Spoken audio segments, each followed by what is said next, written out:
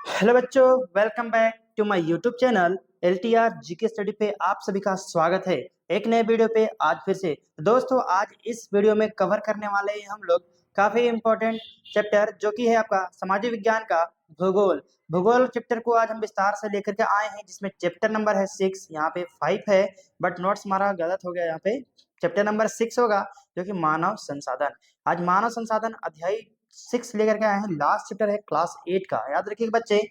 चलिए दोस्तों, आज विस्तार से एकदम ऑल टू ऑल इस वीडियो में पूरा का पूरा सिलेबस को कंप्लीट कर देंगे आज क्लास में ही। तो दोस्तों, आप हमारे साथ लगे रहिएगा, टकटकी लगा के वीडियो को अंत तक देखना है। तो चलिए बिना टाइम वेस्ट किए वीडियो को स्टार्ट करते हैं। चलिए आगे हम लोग फर्स्ट पॉइंट पे। हमारा जो फर्स्ट पॉइंट है वो जनसंख्या वितरण।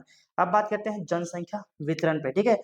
जनसंख्या वितरण को समझिए। अब जनसंख्या वितरण क्या है, तो पहले इसी को जानना बहुत जरूरी है, ठीक है। जनसंख्या वितरण, जनसंख्या वितरण का मतलब होता है प्रति वर्ग किलोमीटर में रहने वाले लोग। जो प्रति वर्ग हर 1 किलोमीटर की दूरी पर जाइएगा तो वहां रहने वाले लोग को ही जनसंख्या वितरण कहते हैं। देखिए क्या है, भूपृष्ठ जिस प्रकार लोग फैला है, भूपृष्ठ में जिस प्रकार के लोग फैले हैं उस उसे जनसंख्या वितरण का प्रतिरूप कहते हैं। जनसंख्या वितरण विश्व की जनसंख्या 90%, कितनी 90% जनसंख्या अधिक भाग भूपृष्ठ के लगभग 30% भाग पर ही निवास करते हैं। हमारे मान लो कि 90% जो भाग भूमि है उससे 30% जो भाग है उसी पे इंसान रहता है।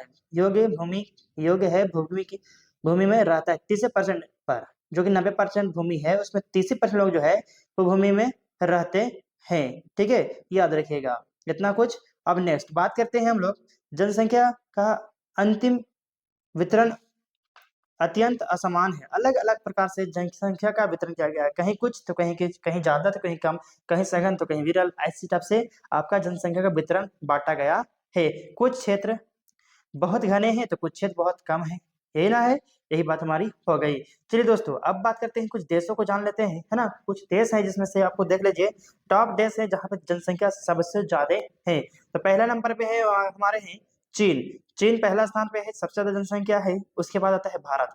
ये भारत है सेकेंड नंबर पे, जो कि भारत में सबसे ज्यादा जनसंख्या देखने को मिलता है। उसके बाद है यूनाइटेड स्टेट ऑफ अमेरिका, यानी कि USA हम लोग बोलते हैं। उसके बाद है Indonesia, Brazil, Pakistan, Bangladesh, Nigeria, रूस, जापान। ये हमारे 10 टॉप देश हैं जिनकी जनसंख्या बहुत ही ज्यादा है, याद रखिएगा, ठीक है। चलिए दोस्तों, अब बात करते हैं हम लोग कुछ विश्व की बातें में। तो विश्व की वर्तमान जनसंख्या जो है वो कितना है, 7.7 अरब है। कितना, विश्व की जनसंख्या जो है वर्तमान की बातें हैं तो 7.7 अरब है, ठीक है, याद रखिएगा। तो बता दें आप सभी को, मैं बता रहा हूँ, याद रखिएगा इसको। जो कि आपके क्षेत्रफल के अनुसार बांटा गया है 10 राज्य, 10 क्षेत्र जो हैं, 10 देश हैं जो बड़े बड़े हैं, उनको क्षेत्रफल के अनुसार बांटा गया। उसमें कितने क्षेत्रफल, कितने एरिया पे उन्होंने कब्जा किया हुआ है वो देश, और उनकी जनसंख्या के बारे में बात करेंगे। लेकिन पहले बात करते हैं उनकी जो फैलाव है, जो क्षेत्र है, जो एरिया है, उसके बारे में थोड़ी चर्चा कर लेते हैं। वो है रूस। रूस का क्षेत्रफल दुनिया में सबसे ज्यादा है। कितना है, 1,70,75,400 वर्ग किलोमीटर। कितना बच्चों, 1,70,75,400 वर्ग किलोमीटर। उसके बाद नंबर 2 में आता है कनाडा। कनाडा का क्षेत्रफल कितना है, तो वो है 99,84,670 वर्ग किलोमीटर। उसके बाद ऑप्शन सेट ले लीजिएगा, ठीक है। उसके बाद बात करते हैं संयुक्त राज्य अमेरिका, यानी कि यूनाइटेड स्टेट ऑफ अमेरिका का बात करते हैं। उसकी एरिया कितनी है, तो इतनी है 98,26,675 वर्ग किलोमीटर। उसके बाद आता है चीन। चीन आता है, ठीक है। क्षेत्रफल कितना है इनका, तो 95,98,094 वर्ग किलोमीटर है। उसके बाद आता है ब्राजील। ब्राजील में है आपका क्षेत्रफल के हिसाब से तो 85,14,877 वर्ग किलोमीटर है।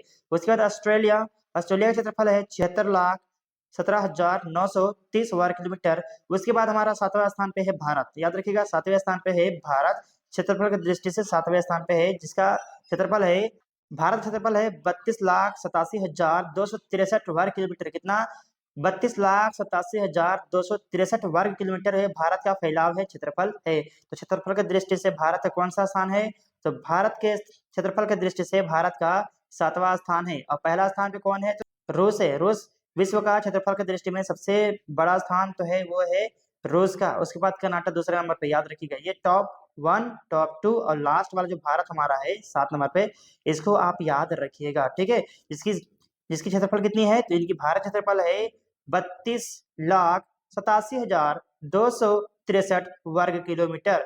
अब दोस्तों चलिए आगे बात करते हैं हम लोग, ध्यान दीजिएगा जरा, आराम आराम से एक एक करके हम लोग ध्यान देते हैं, है ना, याद रखिएगा। तो चलिए अब बात करते हैं विश्व की कुल जनसंख्या के, विश्व की जनसंख्या का 3/4 लोग दो महाद्वीप में रहते हैं। कहाँ, दो महाद्वीप में रहते हैं। दो महाद्वीप कौन कौन सा है, तो वह एक एशिया महाद्वीप और एक अफ्रीका महाद्वीप। दो महाद्वीप हैं जहाँ पे सबसे ज्यादा लोग निवास करते हैं, रहते हैं, याद रखिएगा, एशिया महाद्वीप और अफ्रीका महाद्वीप। इसमें भारत भी हमारा आता है, चीन भी एशिया में ही आ जाता है, अफ्रीका अलग महाद्वीप है। तो टोटली बता दें आप सभी को कि टोटली 7 महाद्वीप हैं।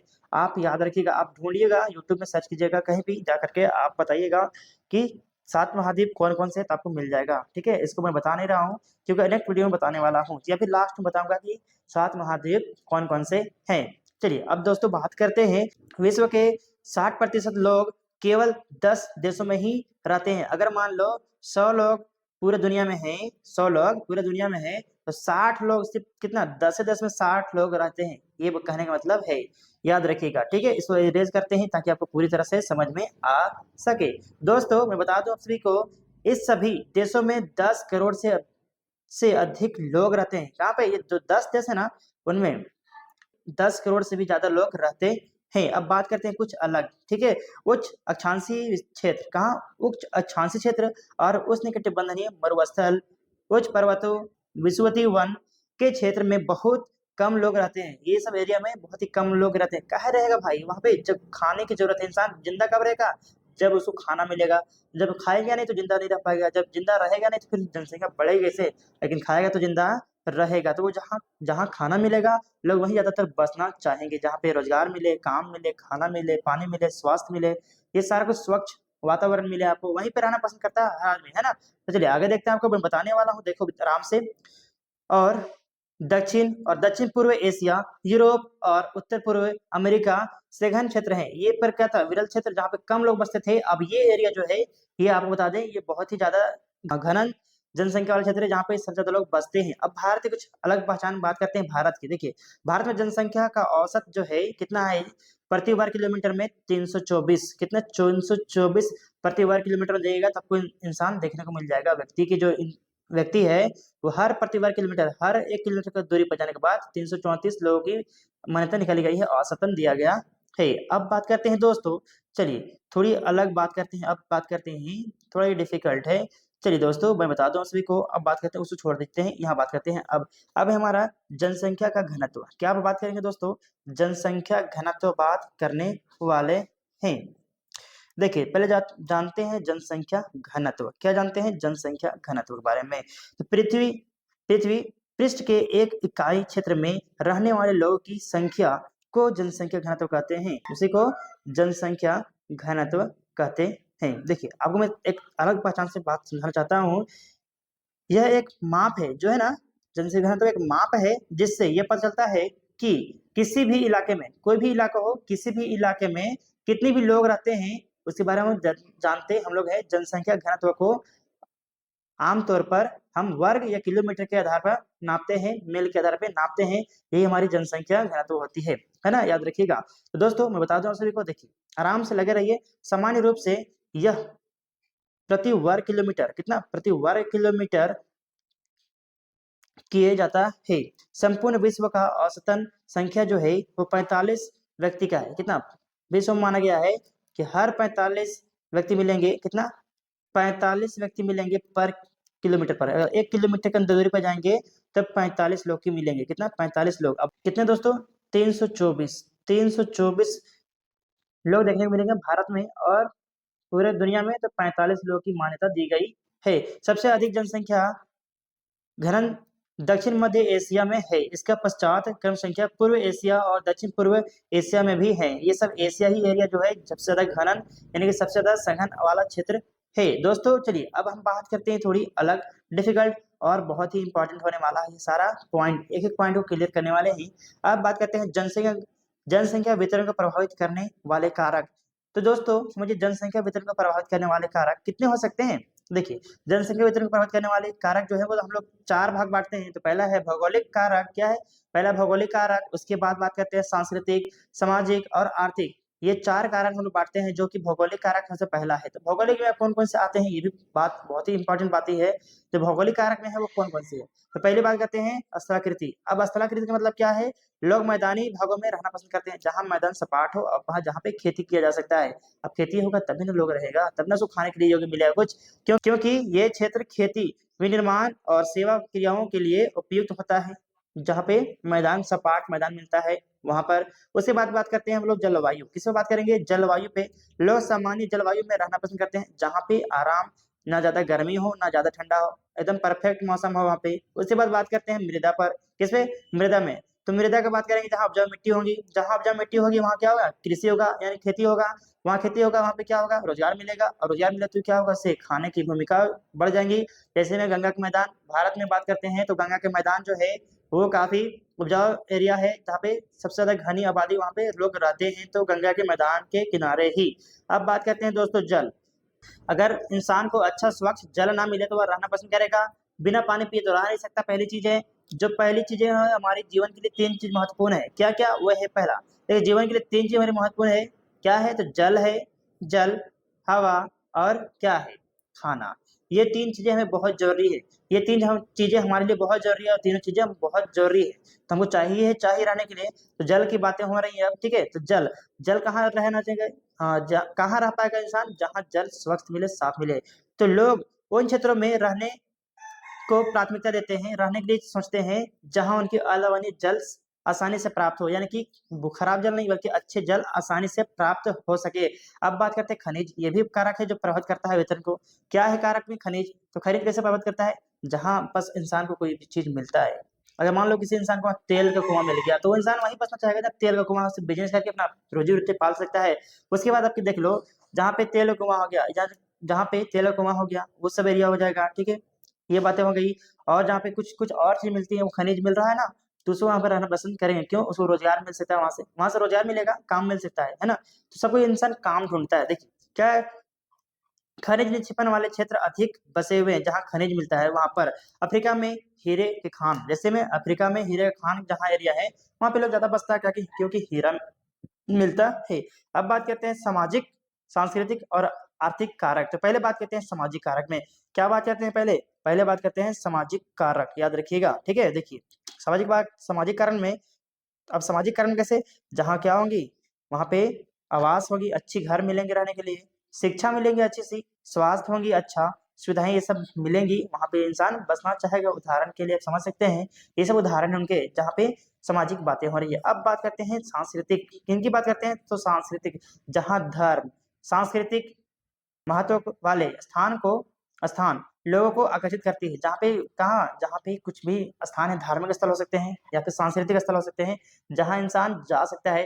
अगर कोई इंसान देख लो, मान लो जैसे ताजमहल भी है, हमारा ताजमहल है ना, तो क्या है, एक सांस्कृतिक चीज है, वहाँ पे बहुत पुराने जमाने से लगा हुआ है, और वो क्या है, एक हम लोग के लिए इन्वेस्टर भी है, क्योंकि वहाँ आदमी जाता है, आता है, जा रहा है, घूम रहा है, तो वहाँ के लोग काम में मिल रहा है, दुकान खोल के बैठा है तो उनको रोजगार भी मिल रहा है। यही कारण होता है सांस्कृतिक। अब बात करते हैं आर्थिक कारक।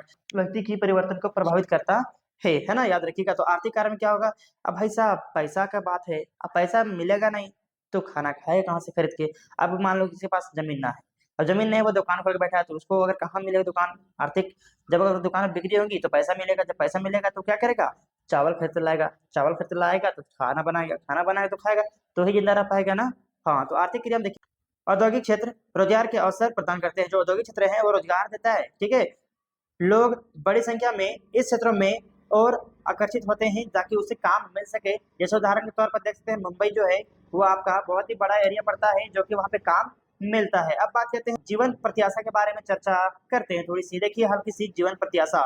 तो यह उस वर्ष की संख्या है जिसमें औसत व्यक्ति के जीवित रहने की आशा डालती है। इसी को बोलते हैं हम लोग जीवित प्रत्याशा, ठीक है। अब बात करते हैं जनसंख्या परिवर्तन क्या होता है। देखिए जनसंख्या परिवर्तन को सरल भाषा में समझने का कोशिश कीजिएगा। पहला चीज क्या है, किसी किसी निश्चित समय में लोगों की संख्या में होने वाले परिवर्तन को ही जनसंख्या परिवर्तन कहते हैं। जैसे में देख सकते हैं आप सब, मान लो कि यहाँ पे 4 लोग पहले कहाँ झारखंड में मान लो 4 लोग रहते थे। क्या हुआ झारखंड में 4 लोग हैं, जनसंख्या में 4 लोग वहां पे रहे।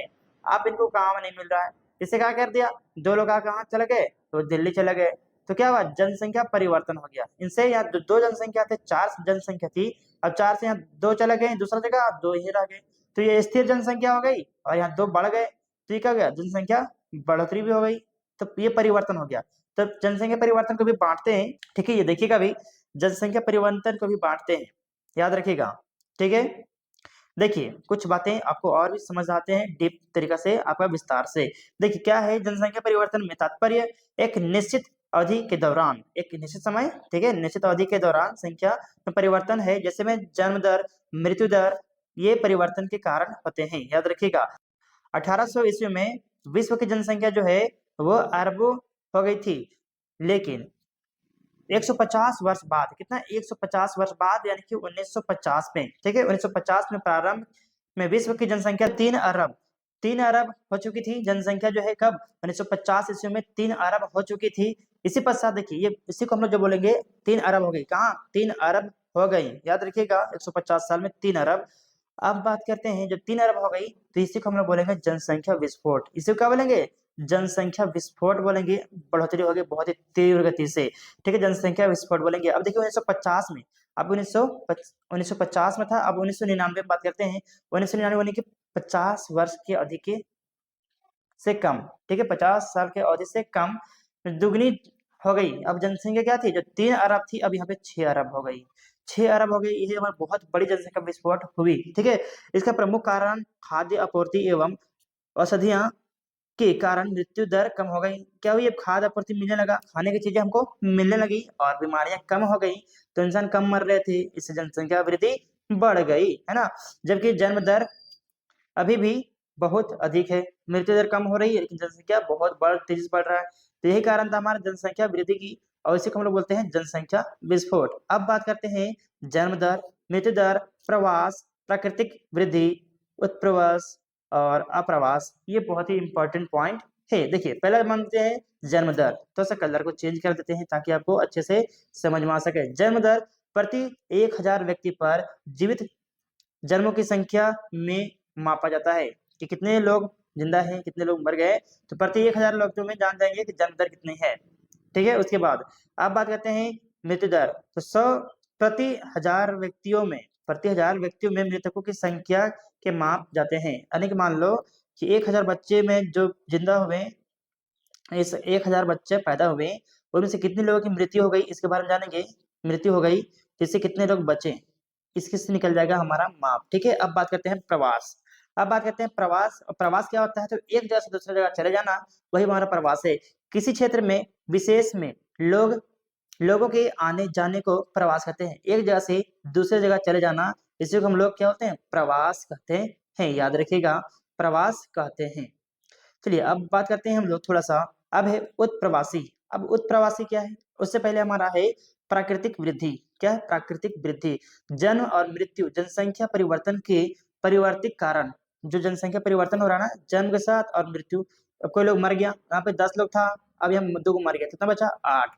अब यहाँ 10 लोग था, 2 जन्म ले लिया, कितना हो गया 12। तो जनसंख्या परिवर्तन हो गया, पहले 10 था तो 8 बचा, अब यहाँ कितना 10 था तो 12 हो गया। तो जनसंख्या परिवर्तन हो गया, इससे परिवर्तन को जनसंख्या प्राकृतिक जनसंख्या परिवर्तन कहते हैं, ठीक है, याद रखिएगा। अब बात करते हैं उत्प्रवासी, किसके बारे में, उत्प्रवासी तो वे लोग होते हैं जो देश को छोड़ देते हैं। यानी कि हमारे भारत देश से अगर कोई पाकिस्तान चला जाए मान लो, तो वो क्या हो गया, उसको बोलेंगे हम लोग उत्प्रवासी। या फिर अमेरिका चला जाए तो क्या होगा, वो उत्प्रवासी कहलाएंगे। अब है अप्रवासी, यानी कि जो पाकिस्तान से या फिर अमेरिका से जो हमारे देश में आएंगे, वो अप्रवासी कहलाएंगे। क्या कहलाएंगे, अप्रवासी। वे लोग होते हैं जो देश में आते हैं, तो वो अप्रवासी कहलाते हैं, याद हो गया।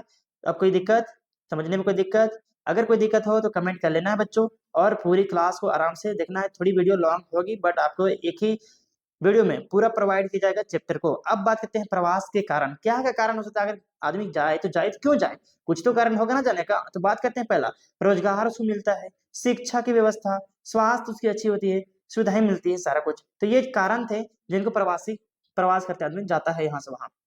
अब इंसान को अगर वहां पे कुछ रोजगार ही ना मिले तो बेचारा क्या करे रह के वहाँ, इसलिए एक जात से दूसरे चले जाते हैं। तो इससे क्या होती है, हमारी परिवर्तनें हो जाती हैं, प्रवास हो जाते हैं। अब बात करते हैं थोड़ा नेक्स्ट क्या है, देखिए जनसंख्या परिवर्तन की प्रतिरूप।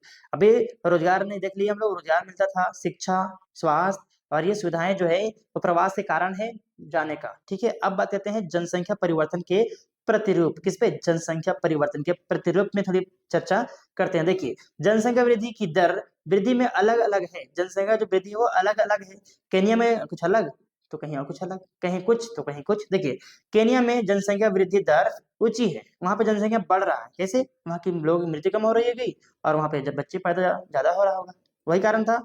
उन देशों में जन्म दर और मृत्यु दर दोनों ही उच्च हैं। कहाँ पे, इन देशों में, याद रखिएगा।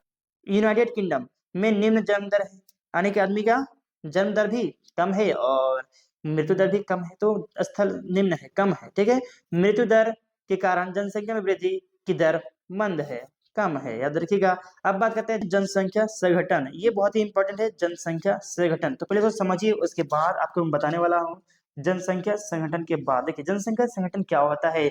जब जनसंख्या संगठन का मतलब होता है किसी देश या क्षेत्र में रहने वाले आदमी की संख्या। ठीक है, संख्या को ही जनसंख्या संगठन कहते हैं। एक संसाधन के रूप में लोगों की भूमिका को समझने के लिए, एक संसाधन के रूप में लोगों की भूमिका को समझने के लिए हमें अनेक गुणों के बारे में जानने की आवश्यकता होती है। लोग अपनी आयु, लिंग, साक्षरता स्तर, स्वास्थ्य, दिशाओं, व्यवसाय और आय के स्तर में एक दूसरे से भिन्न है, अलग अलग तरह के लोग हैं। जब हमारी अंगुलियां ही पांच जो है वो बराबर नहीं है, तो इंसान बराबर नहीं हो सकता ना, तो अलग अलग है। लोग कई विशेषताओं के बारे में जानना आवश्यक है। जनसंख्या संगठन की संरचना को दर्शाता है। चलिए बात करते हैं आगे, ध्यान दीजिएगा, थोड़ा आराम से देखते जाइए ध्यान से। ठीक है, जनसंख्या संगठन हमारी यह जानने में सहायता करता है कि कितने पुरुष हैं और कितने स्त्री हैं, वे किस आयु वर्ग के हैं, कितने शिक्षित हैं, वह किस प्रकार के व्यवसाय में लगे हैं। इससे पता चलता है कि हमारी जो क्राइटेरिया बदलेंगी, उनकी आय का स्तर क्या है और स्वास्थ्य दशाएं कैसी है, इसके बारे में बात करते हैं। अब चलिए देखते हैं हमारे लास्ट हेडिंग और लास्ट टॉपिक होने वाला है जो काफी इंपॉर्टेंट है। देखिए ध्यान से लगे रहिए। अब बात करते हैं जो है 3 नंबर पे आपका जनसंख्या पिरामिड। ये काफी इंपॉर्टेंट होता है। अब किसे कहेंगे जनसंख्या पिरामिड, तो देखिए जनसंख्या पिरामिड किसी देश या क्षेत्र की आबादी की उम्र और लिंग के आधार पर, ठीक है, उम्र और लिंग के आधार पर बंटवारा को दिखाने वाला एक ग्राफ है, बंटवारा को दिखाने वाला एक ग्राफ है। इसी को जनसंख्या पिरामिड कहते हैं, याद रखिएगा। देखिए क्या है, एक देश जनसंख्या संगठन का अध्ययन करने के लिए रुचिकर विधि जनसंख्या पिरामिड है, जिसे वायु लिंग पिरामिड भी कहते हैं। इसी को आयु लिंग मेरा आयु लिंग पिरामिड भी कहते हैं। यह जनसंख्या पिरामिड दर्शाता है, क्या करता है, ग्राफ को बताता है कि कितने लोग, कितना क्या कितने हैं लोग हैं। ठीक है, अब बात करते हैं कुल। देखिए कुल जनसंख्या विभिन्न आयु वर्गों में विभाजित है। उदाहरण के लिए 5 से 9 साल के बच्चों, ठीक है, 10 से 14 साल के वर्ष के बच्चे को, ये एक अलग तरीका बांटा गया है। देखिए नेक्स्ट बातें हैं, कुल जनसंख्या का प्रतिशत इन वर्गों में प्रत्येक वर्ग में पुरुष और स्त्रियों के रूप में विभाजित किया गया है। कितने पुरुष हैं, कितने स्त्री हैं। देखिए 15 से अधिक आयु के युवा आश्रित हैं। ठीक है, औसत 65 वर्ष से अधिक आयु के लोग वृद्ध कहलाते हैं। उसके बाद 15 से 65 वर्ष के वर्ग कार्यरत, जो सक्रिय वर्ग कहलाता है, जो कार्यरत वर्ग कहलाता है। और जो 15 साल से नीचे के बच्चे हैं उसको हम लोग क्या बोलते हैं, तो उसको युवा बोलते हैं, युवा पीढ़ी, याद रखिएगा। अब बात करते हैं दोस्तों, थोड़ी अलग पहचान देख के जाइए। ठीक है, एक देश की जनसंख्या पिरामिड, एक देश की जनसंख्या पिरामिड जिसे जन्म दर और मृत्यु दर दोनों ही ऊंचे हैं, आधार पर चौड़ा है। ठीक है, आधार पर क्या है, चौड़ा है, और ऊपर तीव्र से संकरा हो जाता है। ऐसे इसलिए होता है कि बच्चे जन्म लेते हैं, उनमें से अधिकतर की मृत्यु शैशव काल में ही हो जाती है, बचपन में ही हो जाती है। कुछ ही बड़े हो पाते हैं, इसमें से कुछ ही बड़े हो पाते हैं। अब बात करते हैं जिन देश में मृत्यु दर, कौन सा, जिन देश में मृत्यु दर विशेष रूप से बहुत बड़े क्षेत्र बच्चों में कम हो रहा है, युवा आयु वर्ग का पिरामिड चौड़ा है। जो बच्चे हैं उसका आयु पिरामिड का बहुत चौड़ा है, क्योंकि शिशु प्रौढ़ावस्था तक ही जीवित रहता है। यह भारत के पिरामिड ददिष्ट गोचर कहलाता है, याद रखिएगा। अब दोस्तों चलिए थोड़ी और अलग बात करते हैं। इस प्रकार की जनसंख्या में युवा हस्तक्षेप अधिक है। इसका अर्थ मजबूत और वर्धमान बढ़ती हुई श्रम शक्ति है। हमारे भारत में श्रम शक्ति बहुत ही ज्यादा है, याद रखिएगा। उसके बाद बात करते हैं हम लोग नेक्स्ट, क्या है हमारा कुशल, क्या है कुशल, नॉलेज, ठीक है, स्किल होना चाहिए, कुशल होना चाहिए, उत्साही होना चाहिए, उत्साह भी होना चाहिए, आशावादी होना चाहिए और सकारात्मक दृष्टि जैसे युवा जन किसी राष्ट्र के भविष्य होता है। हम भारतवासी भाग्यशाली हैं कि हमारे पास एक ऐसा संसाधन है। उन्हें उन्हें योग्य एवं उत्पादन बनाने के लिए कुशल यानी कि स्किल कुशल बनाने और अवसर प्रदान करने के लिए आवश्यक की शिक्षित किया जाना चाहिए। कुशल बनाने के लिए, जिसमें भी चाइना हमारा यूज कर रहा है वो कुशल बना रहा है हर एक व्यक्ति को, याद रखिएगा। तो दोस्तों आज हमारा ये चैप्टर पूरा कंप्लीट होता है, एनालिसिस हमारी पूरी कंप्लीट होती है इस चैप्टर की। तो दोस्तों अगर आपको वीडियो अच्छी लगी है तो वीडियो को लाइक करना है, और अगर आप हमारे चैनल में नए हैं तो चैनल को सब्सक्राइब करके बेल आइकन को प्रेस कर देना है, ताकि आपको इससे रिलेटेड वीडियो सबसे पहले आप तक पहुंच सके। तो दोस्तों आज के इतना ही, फिर मिलेंगे कल नेक्स्ट वीडियो के साथ। तब तक के लिए जय हिंद, वंदे मातरम।